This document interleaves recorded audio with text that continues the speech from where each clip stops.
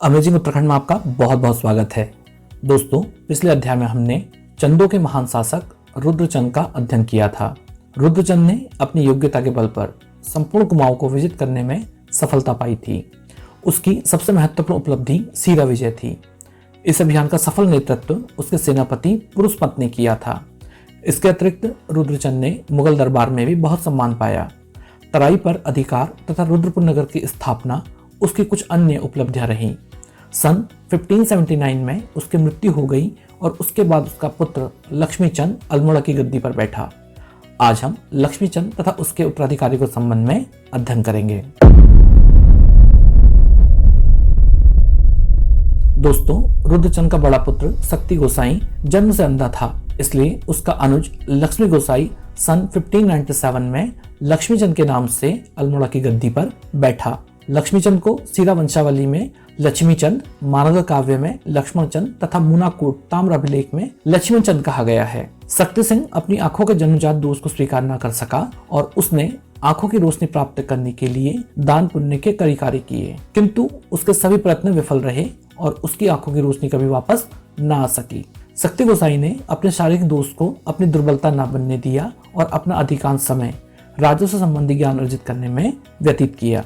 शीघ्र ही वह राजस्व के क्षेत्र में पारंगत हो गया। उसने अपने पिता के समय से ही राजस्व सुधार आरंभ कर दिए थे और उनके बाद वह अपने भाई लक्ष्मीचंद के शासनकाल में भी इस कार्य में निरंतर लगा रहा। एटकिंसन लिखते हैं कि उसने भूमि बंदोबस्त के अभिलेख ठीक वैसे ही ब्यौरेवार बनाकर दिए थे जैसे उसके पिता रुद्रचंद ने चाहे थे। उसने बीसी को माप की इकाई माना और संपूर्ण कृषि भूमि का मानचित्र बनाया।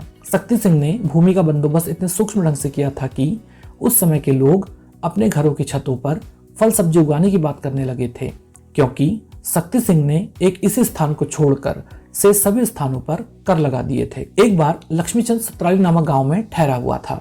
उसने देखा कि यहाँ के लोगों ने अपने घरों की छतों पर साग सब्जी बो रखी है। उसने गांव वालों से इसका कारण पूछा। उन्होंने उत्तर दिया कि महाराज, आपने एक इस स्थान को छोड़कर अन्य सभी स्थानों पर कर लगा रखा है, इसलिए हमने अपनी छतों पर साग सब्जी बो रखी है और अनाज हम अन्य स्थानों से मांगकर ले आते हैं। यदि हमारे घरों पर भी कर लगाने की आपकी कोई योजना है तो बता दीजिए, हम अपने घरों को जागेश्वर महादेव को चढ़ाकर कहीं और चले जाएंगे। इन गांव वालों की यह चतुर युक्ति को जानकर राजा को थोड़ी लाज और हंसी आई और उसने नई कर व्यवस्था के स्थान पर पुरानी कर व्यवस्था लागू की। शक्ति सिंह ने राज्य के विभिन्न विभागों का पुनर्गठन कर उनके मध्य शक्तियों का स्पष्ट विभाजन किया। राज्य का भूमि बंदोबस्त किया, भूमि पैमाइश का विभाग बनाया, कई नवीन कर लगाए जैसे ज्यूला, सिरती, बैकर, रछिया, कूत, भात आदि। कचहरियों का पुनः नामकरण किया गया तथा अनेक नवीन पद भी सृजित किए गए। उसके सुधारों की सूची अत्यंत लंबी है और उसकी योग्यता के संकेतक भी है। दोस्तों, शक्ति सिंह ने कुछ स्थानों के नाम भी निर्धारित किए जैसे सीकर, सेलखाना, भंडार, ठाठ, सेजवाल, गंज, न्योवाली, बिस्तावली, कोटियाल, ह्यूपाल आदि। सीकर विभिन्न प्रकार की बकरियों को रखने का स्थान था।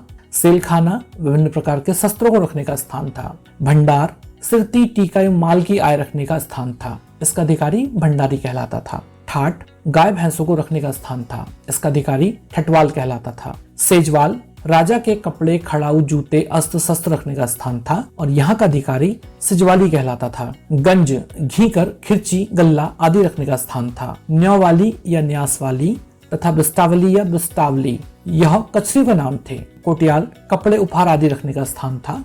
ह्यूपाल, दोस्तों, शक्ति सिंह ने बर्फ की डाक चलाई थी। यह डाक पिंडारी से अल्मोड़ा की शाही रसोई में ठंडी बर्फ पहुंचाती थी। इस डाक का अधिकारी ही ह्यूपाल कहलाता था। एक सुसंगठित प्रशासन के लिए उसने सभी राज्य अधिकारियों को 3 श्रेणियों यथा सरदार, फौजदार एवं नेगी में विभाजित किया था। सरदार राज्य के बड़े पदाधिकारी थे। यह परगने एवं जिलों में शासन करते थे। फौजदार सैन्य अधिकारी थे तथा नेगी राज्य के सैन्य तथा असैन्य छोटे अधिकारी थे। शक्ति सिंह को खेती बाड़ी में भी बहुत रुचि थी। श्री बद्रीदत्त पांडे लिखते हैं कि शाही परिवार के लिए साग सब्जी, फल फूल आदि हेतु उसने अल्मोड़ा में 7 बाड़ियों अर्थात बागीचों का निर्माण कराया ताकि सप्ताह के प्रत्येक दिन उनमें से ताजी वस्तुएं मिल सके। नरसिंह बाड़ी, कपीना बाग, लक्ष्मीश्वर बाग आदि इन बागीचों के कुछ प्रमुख उदाहरण हैं। इन बागीचों पर बाड़िया शाखा के डोम जाति के लोगों को काम पर लगाया गया था। शक्ति सिंह ने राज परिवार, सैनिक तथा असैनिक व्ययों के लिए स्थायी वित्त की नींव डाली। लक्ष्मीचंद से पहले शाही परिवार की रसोई तथा कर्मचारियों के वेतन के लिए सभी गांवों से थोड़ा थोड़ा दस्तूर लिया जाता था, किंतु शक्ति सिंह ने इसके स्थान पर अलग अलग व्ययों के लिए अलग अलग गांवों को चुना था। इन गांवों को बुटकरा गांव कहा जाता था।